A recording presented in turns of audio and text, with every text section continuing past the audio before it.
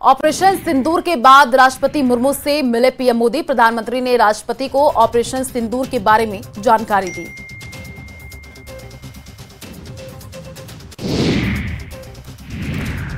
Operation सिंदूर के बाद PM आवास पर हुई कैबिनेट की अहम बैठक। अमित शाह, राजनाथ सिंह और अजीत डोभाल बैठक में मौजूद रहे।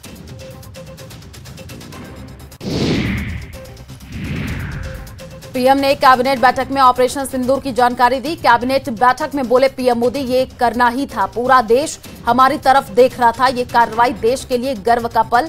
कैबिनेट बैठक में पीएम मोदी ने सेना की सराहना की।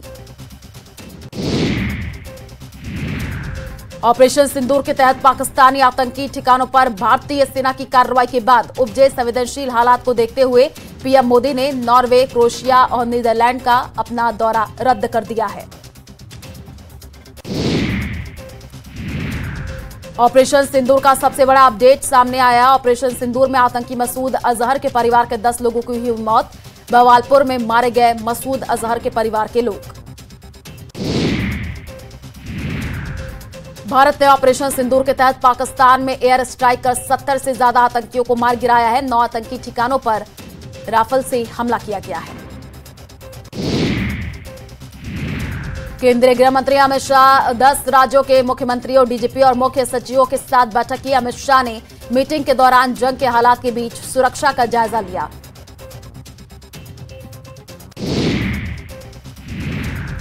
ऑपरेशन सिंदूर के बाद सीमा पर सुरक्षा और कड़ी होगी। बॉर्डर राज्यों के मुख्यमंत्रियों को गृह मंत्री अमित शाह ने सुरक्षा बढ़ाने के निर्देश दिए।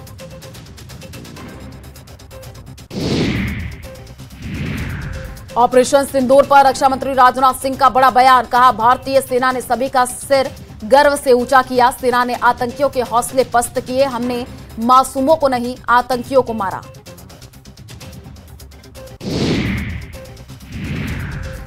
कांग्रेस ने सरकार के हर कदम का समर्थन किया। कांग्रेस अध्यक्ष खड़गे ने कहा, हमारे भारतीय सेना के ऊपर गर्व है। सेना ने पाकिस्तान को मुंहतोड़ जवाब दिया।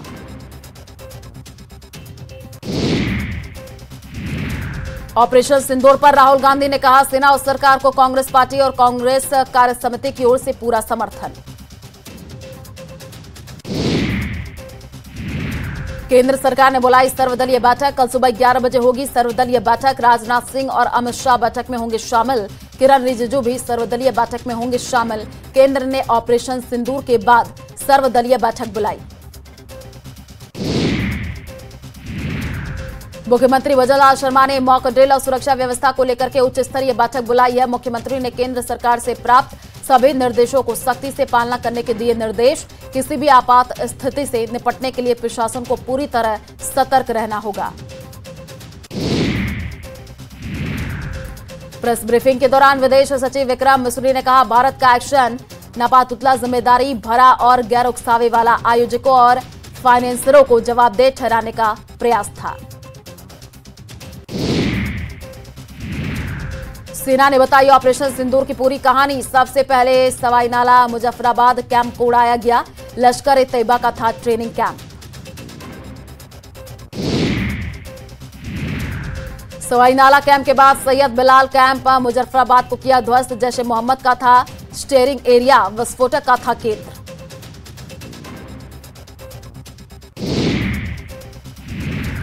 भारतीय सेना ने तीसरा हमला गुलपुर कैंप कोटली पर किया। लश्कर-ए-तैयबा का था बेस कैंप।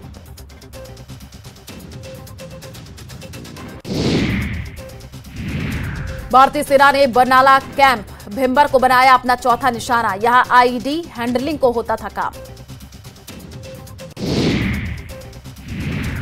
ऑपरेशन सिंदूर के बाद पाकिस्तान में हड़कंप। पाकिस्तान में ताबूत के साथ दिखे लोग। पाकिस्तान में मारे गए कई आतंकी। भारत का ऑपरेशन सिंदूर सफल। भारत ने पाकिस्तान में 100 किलोमीटर अंदर तक जाकर किया एयर स्ट्राइक। तबाह हुए लश्कर और जैश के हेडक्वार्टर। भारत ने पाकिस्तान में घुसकर आतंकियों के 9 ठिकानों पर किया एयर स्ट्राइक। बवालपुर, मुरिदके, बाग, कोटली और मुजफ्फराबाद में आतंकी ठिकाने तबाह किए गए। पाकिस्तान अंदर तक घुसकर भारतीय सेना ने किया हमला। बवालपुर में जैश ए मोहम्मद के मुख्यालय को भारतीय सेनाओं ने किया ध्वस्त। भारतीय हमले पर पाकिस्तानी सेना कबूलनामा, कहा 6 जगहों पर 24 मिसाइलों का अटैक।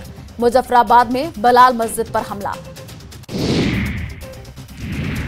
पाकिस्तान के बहावलपुर में खाली कराए गए मदरसे, भारत के एक्शन के बाद दहशत में पाकिस्तान के लोग। पाकिस्तान पर हमले में सटीक हमला करने वाले हथियारों का इस्तेमाल, लोइटरिंग म्यूनिशंस से हमला किया गया। LMS को जमीन, पानी या हवा कहीं से भी किया जा सकता है लॉन्च। भारत की एयर स्ट्राइक से बौखला पाकिस्तान ने LOC मेंढर पर की फायरिंग। भारतीय सेना भी दे रही हमले का मुंहतोड़ जवाब, दोनों ओर से हो रही फायरिंग। पूरे ऑपरेशन पर पीएम मोदी नजर बनाए हुए थे। NSA अजीत डोभाल ऑपरेशन सिंदूर का नेतृत्व किया। हमलों के बाद अजीत डोभाल ने अमेरिकी NSA और विदेश मंत्री मार्को रूबियो को भी हमले की जानकारी दी। भारत के हमले में जैश ए मोहम्मद का ठिकाना मिट्टी में मिला, बहावलपुर में था जैश ए मोहम्मद का ठिकाना। भारत के हमले में मारे गए लश्कर ए तैयबा के आतंकी वकास और हसन एयर स्ट्राइक में मारे गए लश्कर ए तैयबा के टॉप कमांडर थे। मारे गए दोनों आतंकी।